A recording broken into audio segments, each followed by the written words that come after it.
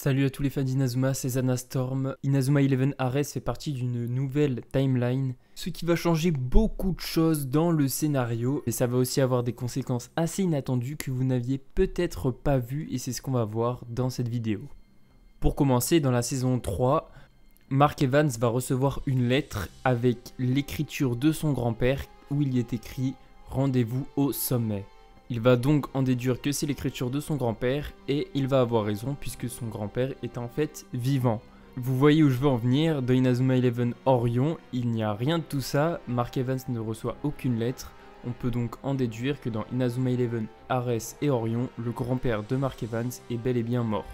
On peut rajouter que dans Orion, à part l'équipe américaine, on ne voit aucun ancien joueur. Donc soit ils n'ont jamais existé, soit ils sont trop nuls pour faire partie de leur sélection.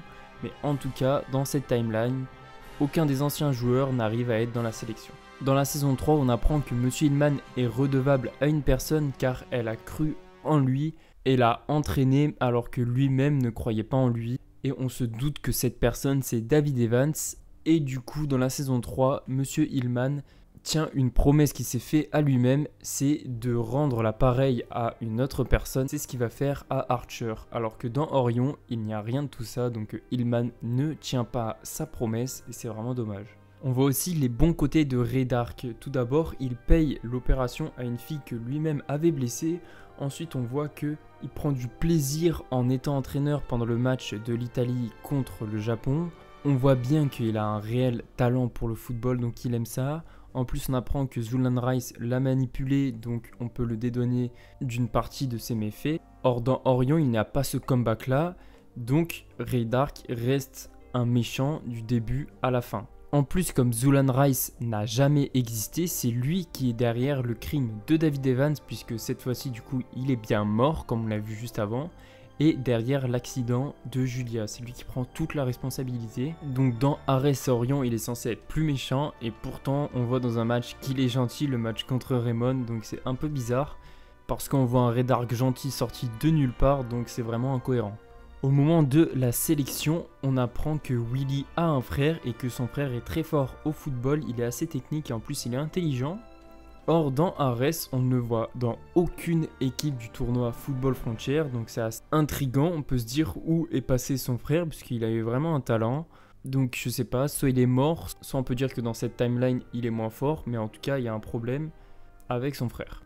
Ensuite, à la fin du match contre Zeus, du coup, Raydark s'était fait capturer, et dans Ares, il se fait libérer Don Tsezu, c'est un peu incohérent, puisque dans la saison 2, du coup, c'était Astram Schiller qui est vraiment un mec très riche qui l'a libéré avec l'aide de Zulan Rice du coup qui était au-dessus de lui. Mais dans Ares, on ne sait pas du tout qui c'est qui l'a libéré, c'est assez bizarre, ça sort de nulle part. Donc en principe, Raydark devrait toujours être en prison.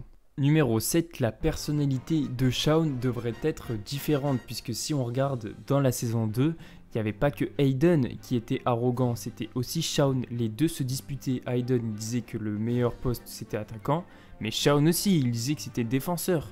Quand on voit Hayden dans la saison 2 qui est un peu sûr de lui, c'est pas vraiment Hayden. On va dire que c'est un peu le mauvais côté de Shaun, celui qui est arrogant, mais c'est pas vraiment le personnage de Hayden qu'on voit. Et la personnalité de Shaun qu'on voit dans la saison 2, c'est un Shaun qui a peur, c'est pour ça qu'il n'est pas arrogant. Et quand il est dans la saison 3, c'est un Shaun qui a compris. Du coup, c'est pour ça qu'il est moins arrogant que Hayden. Mais si du coup dans Ares, l'avalanche n'a jamais eu lieu, alors soit Hayden devrait être moins arrogant, soit Shaun devrait être plus arrogant. Ça, ce serait la logique. Ensuite, du coup, comme Raydark est méchant, dans Inazuma 11 Go Galaxy, il ne peut pas être sélectionneur, du coup, puisqu'il n'a pas un bon fond. Alors, il n'y a pas Raydark, il n'y a pas de totem, et ils pourront jamais gagner contre la galaxie. Donc on peut en déduire que dans Ares et Orion, plus tard, la Terre va tout simplement se faire envahir à cause du tournoi intergalactique. Ensuite, normalement, après le tournoi du football frontière international, comme Mark et ses amis sont en fin de troisième, à la fin on leur remet leur diplôme et du coup ils vont passer l'équivalent en France du lycée. Or, dans Orion, après, on les voit qu'ils font encore le tournoi Football Frontier International, donc ils restent au collège. Donc, on peut en déduire que toutes les personnes qui sont inscrites au tournoi ont redoublé. Enfin, ils ont tous raté au moins une année d'études, puisqu'ils ont tous redoublé. C'est un peu bizarre. Ensuite, on va parler de la légende de Lyocode, puisque du coup, il y a tous les je sais plus combien de milliers d'années, les clés de la légende, etc., vous connaissez. Et du coup, il y a une équipe qui doit affronter le roi des démons. Sauf que s'il n'y a pas l'équipe composée de tout Inazuma Japon plus les meilleurs joueurs des autres sélections, ils peuvent jamais gagner le roi des démons. Donc une nouvelle fois, dans Orion, peu après qu'ils aient gagné le tournoi international, qu'ils aient battu Irina, bah en fait, il y a le roi des démons qui va détruire toute la planète, encore une fois. Donc par deux fois, l'arc de Arès et d'Orion est voué à la destruction de la Terre. Et pour finir, on peut ouvrir sur Go parce qu'il y a plein de choses. J'ai parlé de Galaxy, mais on n'est même pas sûr que tout ce qui se passe dans Go, ça puisse se passer. Par exemple, si David Evans est mort, est-ce que du coup, il a réussi à écrire le meilleur 11 de tous les temps, avec les meilleurs 11 joueurs? Est-ce qu'il a écrit avant sa mort ou après sa supposée mort? On ne sait pas, donc si ça se trouve, le meilleur 11 ne pourrait jamais être fait. Et du coup, encore une fois, la destruction de la Terre, enfin...